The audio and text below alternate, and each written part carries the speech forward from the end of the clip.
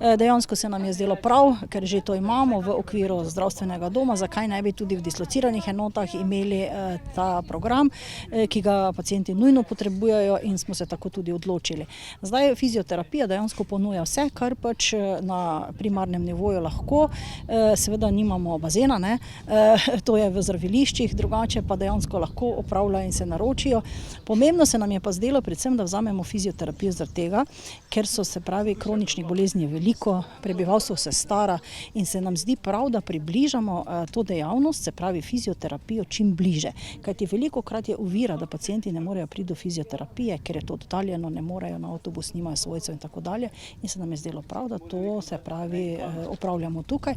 Pa pomembno je tudi to, po epidemiji so ljudje bili precej doma in so se nakopičile kronične bolezni in je prav, da se pravi to nekako skušamo rehabilitirati, da bi bili v čim boljši fizični kondiciji in da bi tudi zdravstveno stanje kroničnih bolezni nekako ustavili ali vsaj omilili.